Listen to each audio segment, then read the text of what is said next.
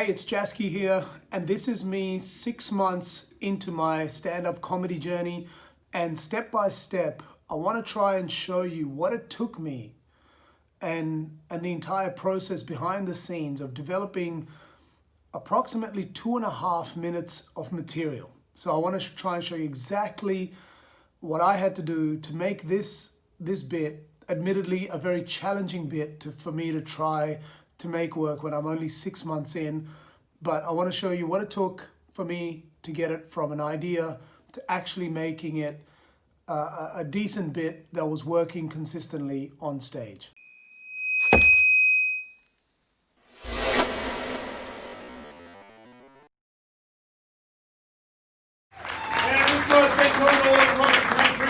And he's closing out the first bracket. So please show some love and welcome to the stage the one and only Jasky Singh. Make some noise!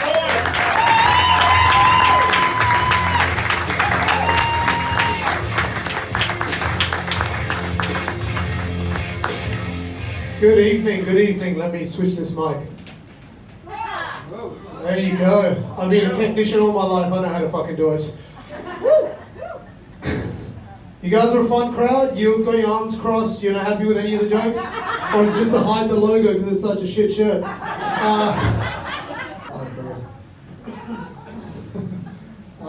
But when I was talking about cars, I was talking to my cousin, and she loves cars. So she was telling me this story. She was like, "Hey, Jasky, I went to this beautiful place where you can have endless races." And me, sometimes I like to hear what people haven't said. So I kind of heard that she said, "I went to this beautiful place where you could be endlessly racist." And then I paused for a second. I was like, "You said that's Australia?" And I should be off the stage. No, but I paused and I was like, you know what? That may actually be a beautiful place. And don't get me wrong, I don't mean, tiki torches late at night, white witches' hats, holes in the eyes, that shit's fucked, right? What I mean is, it'll be beautiful to have a place where you can say things that other people just think are racist, right? I'll give you an example. Like, I would for once love to walk into this place, see another Indian brother, and just be like, "Sup, nigga." That's it, nothing to do with racism, nothing to do with black people. It's the coolest way to greet someone. We don't have an alternative. I can't be like, "Sup, curry."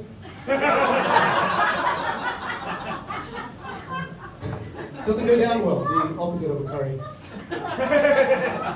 But I get it. You're a predominantly white crowd, that word makes you tense. I know you can't say it, you max it out for 200 years. You're an overdraft. But why can't Indian people say it, right? The only qualification you need is skin color. We're halfway there. Can we say half the word? Can we just say nig? I'll take the nig, are you going tonight? Very good, nig, please. Beautiful. Works off the tongue, right? And who are we going to offend? We don't have black people in India. We call them Sri Lankans. And you can only see them before sunset. Now that's a joke. That's why we need that place for those. And on that warm note, I'm Jasky. You guys have been an awesome crowd. Thank you so much for having me. It's a pleasure. So firstly, it was at just like a gathering, a family gathering at one of my friend's house.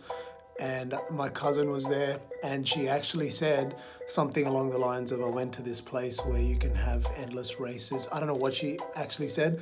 Then we interpreted what she said as, "Oh, I went to this beautiful place where you can be endlessly racist." And it was really funny. And I thought, what a incredibly funny premise. So this is my trusty comedy book. Kind of looks like been run over by a bus, and essentially I just used it to write all my bits for quite some time. If I'll start at the first page, the first ever bit I wrote was in the 19th of the 10th, 2017. That was actually like a email to try and reach out to Ariana Huffington. I don't know, random shit that I do. There's 2 pages I bookmarked. So here, 25th of the 10th, 2017, that's the first note I had on this routine, the racist space. And then flick through all of this, essentially that much, quite a number of pages, that many pages in the book. And then I end up to the next time I ever write about this, and that is on the 22nd of April, 2018. So here is what I've done. I've taken those notes from my notebook, from that 2017 post in my journal, and I put them onto my iPad. But I do want to preface that this makes me uncomfortable because none of this stuff that I've written in my journal is ever written to be broadcasted publicly. A stream of consciousness, whatever comes to my head, some of it, and in fact most of it, is incredibly inappropriate, is stuff that will never be taken to stage. But for the sake of transparency, for the fact that you see how a bit is created, I want to show you all of this stuff that I've written without doctoring it. Let's go through it and show you how I took this bit to stage. And this was on the day itself. I was with my close friend from school, and my cousin was also there. And my cousin said, she was telling me about some place where you can have endless races. And we collectively thought she said you can go to this place where you can be endlessly racist. So that was exactly how that conversation happened. And I thought that would be a great premise. So I wrote it down instead of going, oh, no, that's not what I mean. I actually wanted to lean in and say, that would actually be a wonderful place. Having a racist place where you kind of step in and out. When you step in, you're saying all the typically racist, stereotypical things about a particular race. Now, I didn't touch that bit again until the next entry in my journal, which was on the 22nd of the 4th, 2018. And then here is when I start to just brainstorm the idea. So I keep that opening the same. And then I kind of brainstormed by saying highly politically incorrect things against my own kind, because that's the only stuff you can get away with. And then, then moving into other races like Asian people not being able to drive and not being allowed to get angry while they're driving poorly because you feel like you're being racist. And then also kind of played around with the idea of if we can cleanse our mind of all the things that we keep in there, then eventually there'll be less hate crimes because you've got it out of your system. At the time, Charlottesville had a lot of white supremacy riots and all that stuff that was happening. So that was the first one that came to mind. And the second one was a local reference of Rockingham here in Perth. To actually be able to walk in to this so-called quotation mark racist space and see another brown person and be like, what's up, my nigga? And not in any way of actually being racist or rude or anything to do with black people, any malicious nature. I've always just wanted to greet another Indian person like that because it is a coolest way to greet someone. And how having a turban, and I was, people can say, oh, you're blowing shit up. And then I didn't even think of it as racist. So like you kind of deflect the racism. So anyway, that was the origin of the bit. So that's all it started off with, was that and some brainstormed ideas here, 10 or 11 points. And then it went from there. All right, here's the entry to the Bassendean Hotel. Comedy Club is in there, that room right there, which we're walking into. These are your surroundings. And welcome to the Bassendean.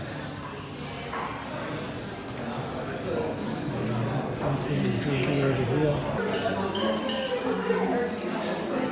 And all right, so these are my notes heading into this event here. If shit goes down, escape with the other bit that I have, the crazy shit that's happened in the last 24 hours. So that's it. Of gigging with him over this last week. He is fantastic. He's going to rock your world. Put your hands together for Jasky. Good evening. Thank you. Claps are always appreciated. All right, so we've got a very white crowd. I think I'll go with some racist material. It's probably a good idea. No, look, I was having a conversation with my cousin the other day. She's into like cars and stuff. And yes, that's right.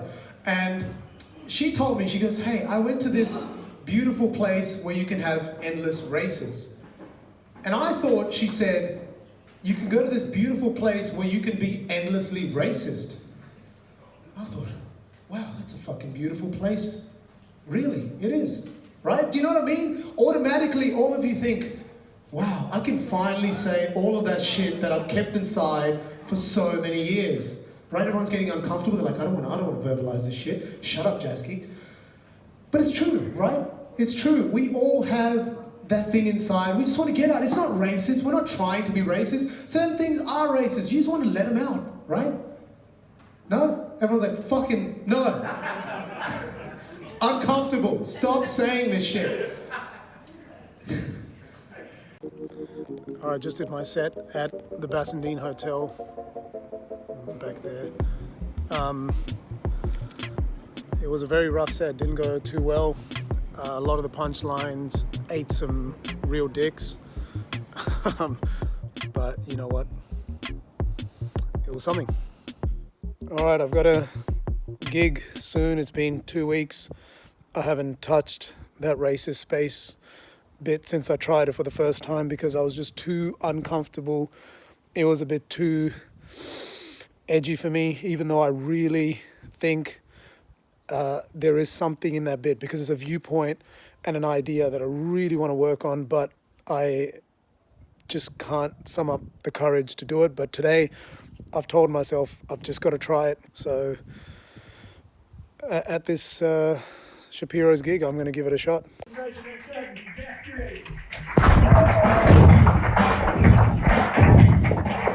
Good evening, good evening. Do you know what I mean? Why don't we have this already around? Why isn't there a place where you can go and just fucking let it out? You know, all that stuff, now everyone's getting tense, I know you're white, but it's all good, don't worry. Just let it out. Do you know what I mean? MVP, All-Star, Hall of Fame, racist people are not going to go to this place, right? They'll do it anyway. Right? They don't need public approval to continue with their hate crimes, right? I'd see like another Indian brother, and for once, I just want to say, sup, nigga? That's it. Nothing to do with black people, nothing to do with racism. It's the coolest coolest way to possibly greet someone. I've had another alternative, like, what's up, Curry? Doesn't go down well.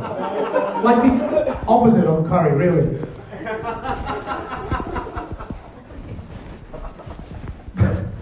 But you know what, I get it, right? I get it. Why white people can't say the word. Makes sense. You maxed out your credit for like 200 years. It's fucking done. But why can't Indian people say it, right? The only qualification to say that word is skin color. We're halfway there. Can we say half the word, like Nick? I'll take it. It's the best we fucking have. Hey, what's up, Nick? Fucking rolls off the tongue beautifully. Get all the bitches.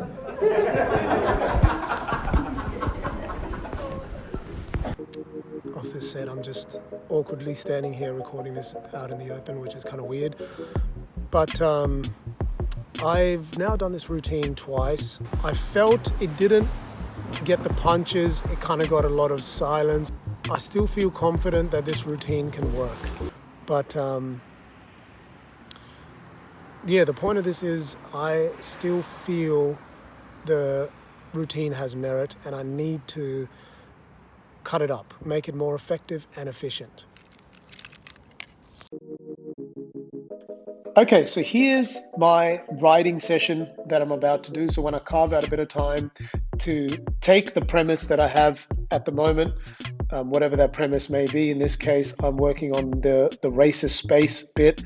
I want to come up with different angles, different ideas, different punchlines, different premises around this umbrella premise to basically go on stage and test out those ideas. What I've got here is a collection of notes, which I call a checklist, but I'll explain what they are.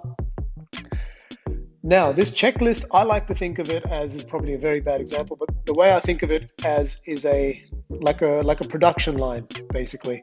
So you get raw materials that go in one side, they go through this, huge machinery, structure, whatever, processes, systems, and come out the other end with potentially semi-manufactured bits or ideas that you can then test.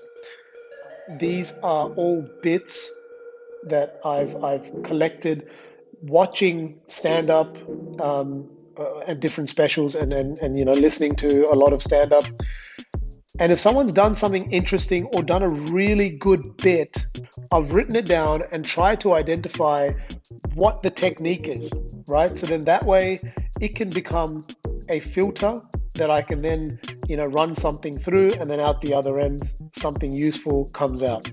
So, I don't know, let me try and give you an example. So, okay, here, I think this is, I'm pretty sure this was a Louis C.K. bit.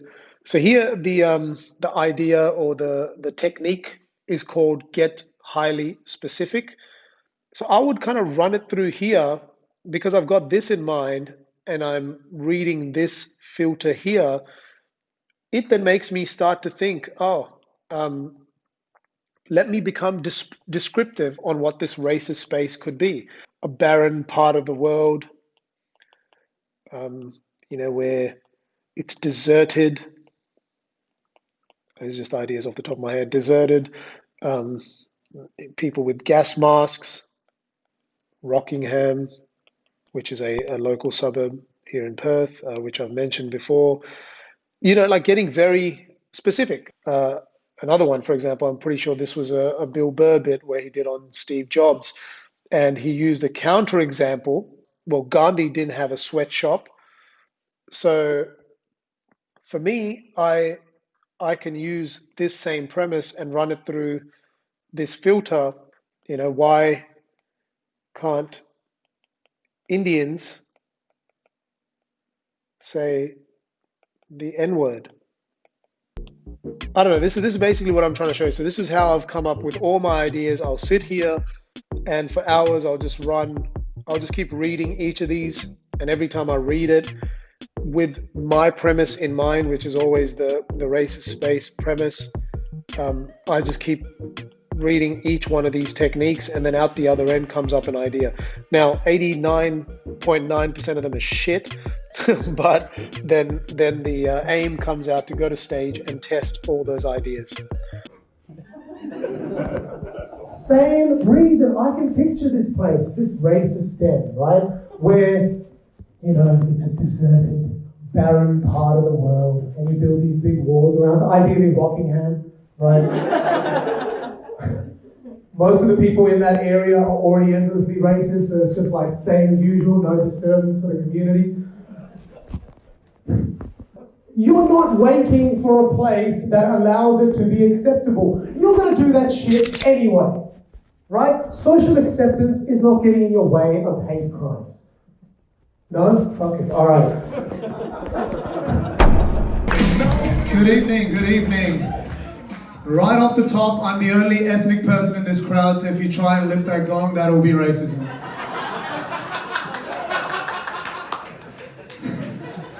All right, speaking of racism, let me tell you a story, right? I was having a chat with my cousin the other day. Do you know what I mean? Like, everyone's got it. Let's admit there's some stuff you just hold back with a smile and you just want to go to this place and just let it out. No? It's just me? Okay, fine. Okay, I'm really fucking hitting these punchlines.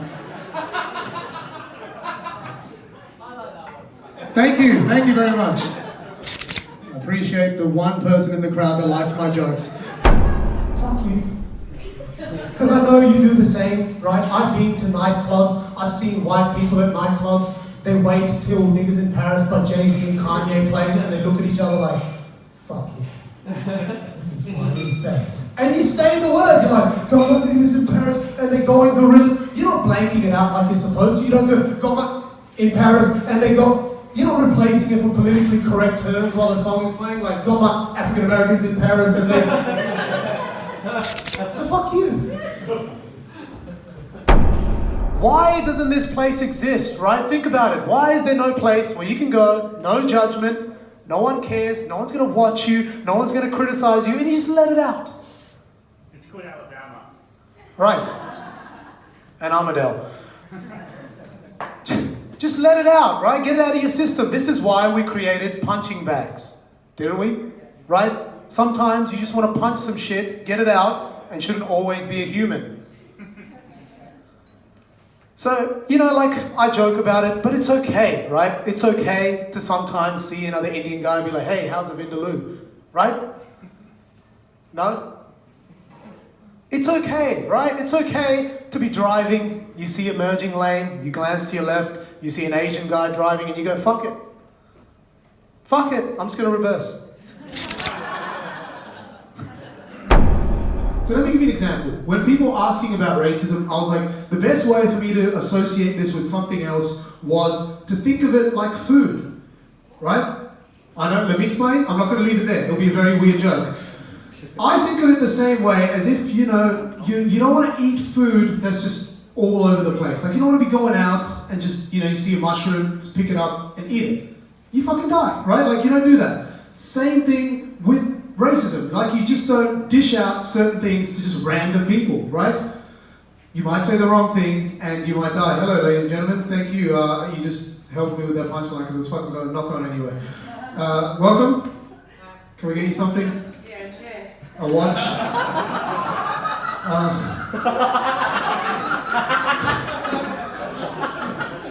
I should have waited for the improv. That was the best fucking laugh I had all night. Jesus.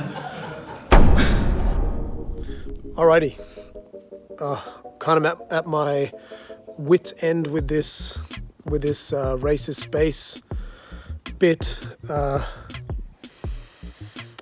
I've tried it so many times. I've tried so many different variations, and it's got to the point that I'm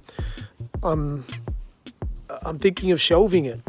Firstly, it makes me so uncomfortable to have to say the N-word on stage, because sometimes, even though it's very important for the bit, even though it's very important that I'm making that exact point, which I think that's why I keep persisting with it, because I think it's a powerful bit. Growing up as a Sikh, a lot of the stuff people would say to me, I could have very easily perceived it as racist. But as soon as you start doing that, then you're the one starting the racism, right? So I think it's such an important bit. It's a bit I really want to make work, but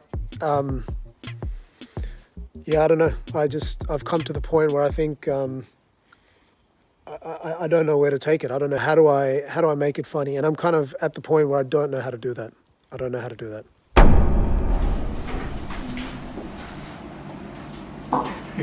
I'll do it without the mic. I don't think it'll be easier. All right, so I want to try this bit that it's got a bit of a story to it, so I'll do the bit in its entirety, and then yeah, excuse me, of course. Whatever. Body's dropping to the floor because it's Kahlua and milk. Or if you took out like an actual bad thing like the barley bomb and put something just really piss weak and like absurd in there, like what's the worst thing that's happened in Australia? I don't know. So any feedback on that first bit? It's 1, 2, 3. They just need something to follow on. Needs a little punch in there, I think. Yeah, just at the end of where you, because I was getting into that. Awesome. All right, thanks, Jack. Thank you very much. Have fun at the sale.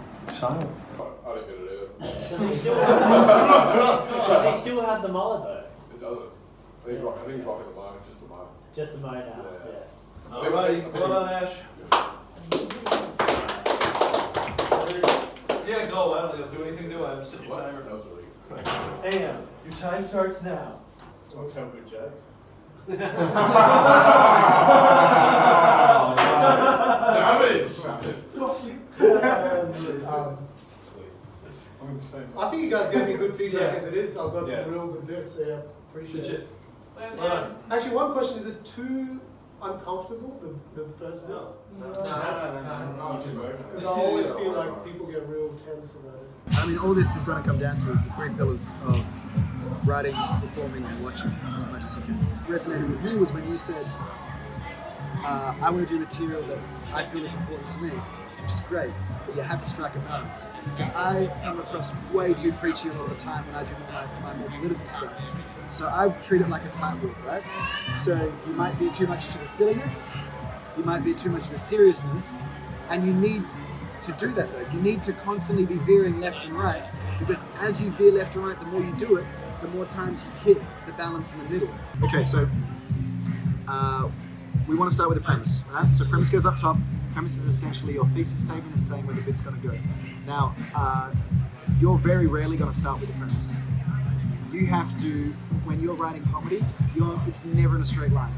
You're not only moving left and right, you're moving forward and backwards and up and down. By forward and backwards, I mean on the thought track. By left and right, I mean changing new directions and looking at new avenues. And by up and down, I mean integrating with previous bits and concepts, which creates tags, callbacks, and everything else. You're working in a three-dimensional space. These are going to be the form of skeleton outline, the anchor bits, because each of these progress the bit, but you are more confident in them now. Whereas these ones, you're iffy, you're not sure about. Yeah, okay. So you go on stage, this might only be a minute and a half material. Okay? So you go on stage with these 4 anchor premises. 3 of them land, 1 of them doesn't. With the one that doesn't, you can either rework it, you can either cut it, or anything in between really. Or you can kind of salvage it and put it into something else. With the other ones, you can decide if you want to keep them, but if they got a laugh, I would focus on making them better. I'm just going to record because I like recording these chats. You've got that. That part, yeah. You can go and organise that, and you can organise all your punchlines. But the framing's always the hardest part. I'd even cut the fat a little bit, like depending on your style. That's true. That actually works punchier.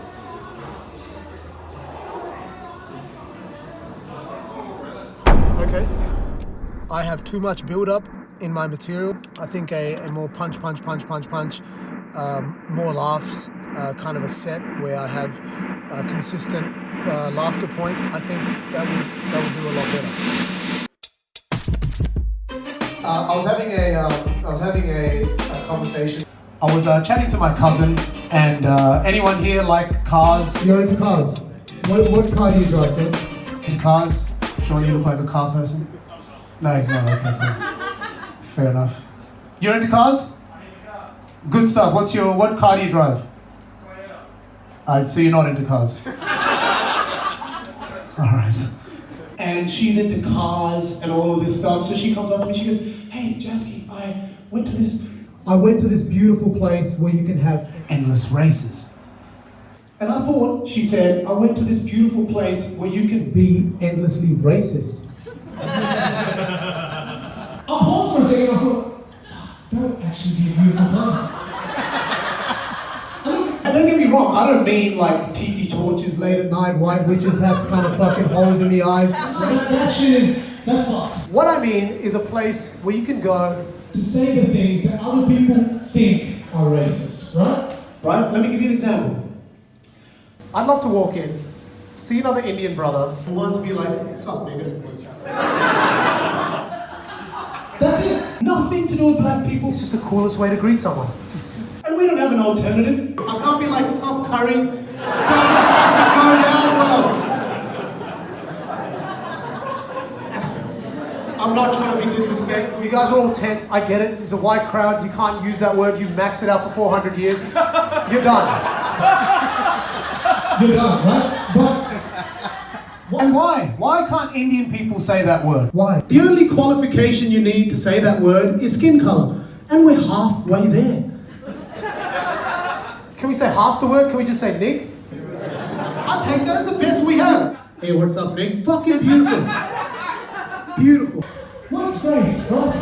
And who are we going to offend? And who are Indian people really going to offend? We don't have black people in India. We call them Sri Lankans.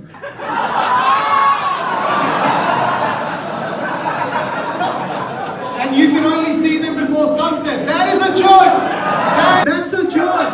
That's why we need this place to say this kind of stuff. I'm Jasky. I'm Jasper, but you've been awesome. All right, I'm Jasky. Thank you very much. I'm Jasky. I'll leave you on that. I'm Jasky. Have a great night. Thank you so much. You're awesome. Thank you very much. I'm Jasky.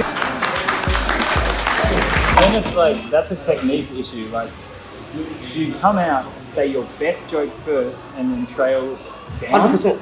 I completely think you got to go with your best material. It was or are you like... No, I think This is what I did wrong with marketing for years. Like the cardinal rule of marketing is you've got to get your main sales pitch right at the top.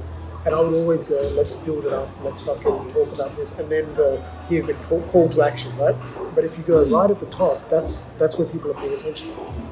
So and I've done it wrong so many times. Like I have that bit where I do the N-word bit, and I tried to like fuck around with it for a while, and I was like, it wasn't working. I was about to bail on it, and I was like, you know what, fuck it, I'm going to take it to the top. And I started with the edgiest stuff, and it just started working. And it was my cousin that pointed out, he goes, why do you bother with that first 15 seconds? Yeah. And I was like, very true, because I was scared.